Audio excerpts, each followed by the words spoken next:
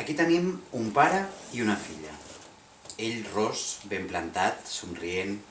Ella sonsa, pigallosa, espantada. Ell elegant i descurat, amb els mitjons que hi ballen, la perruca posada de revés. Ella tancada dins un cosset de color d'amarant que li destaca la pell cerosa. La nena segueix al mirall el pare que, ajupit, s'arregla els mitjons blancs als panxells. Té la boca en moviment perquè el so de les paraules no la toca. Es perd abans d'arribar-li a les orelles, com si la distància visible que els separa fos només un parany creat pels ulls. Semblen a prop, però els separen 1000 llegües. La nena guaita els llavis del pare, que ara es mouen més de pressa. Sap què li està dient, encara que no ho senti. Que s'afanyi a dir adéu a la senyora mare, que baixi al pati amb ell, que pugi corrents al carruatge, perquè, com de costum, fan tard. Mentrestant, el Rafael Lecuffa, que quan és a la casena camina com una guineu, a passos lleugers i cauts, s'ha acostat al duc Signoretto i li dona un gran cistell de vímet trenat que té a sobre una creu blanca en relleu. El duc n'obre la tapa amb un lleuger moviment del canell que la filla reconeix com un dels seus gestos més habituals. És el moviment irat amb què deixa de banda les coses que l'avorreixen.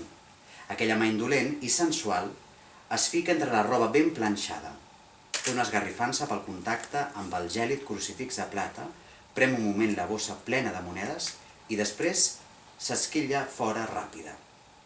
A un senyal seu, el Rafael Lecuffa cuita a tancar el cistell. Ara només es tracta de fer córrer els cavalls fins a Palerm.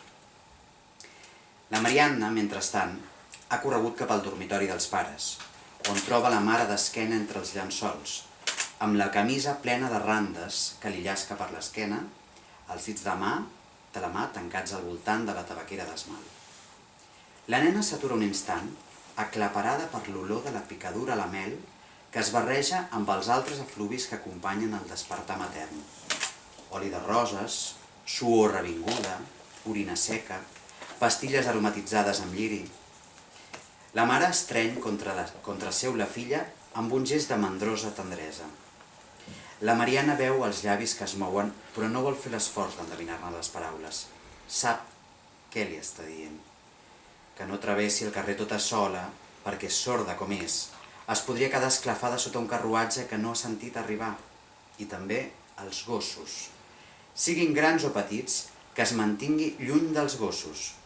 Les seves cues, ja ho sap, s'estiren fins a entortolligar-se al voltant de la cintura de les persones, com fan les quimeres, i aleshores, xac, t'entasten amb aquella punta bifurcada i ets morta sense que te n'adonis.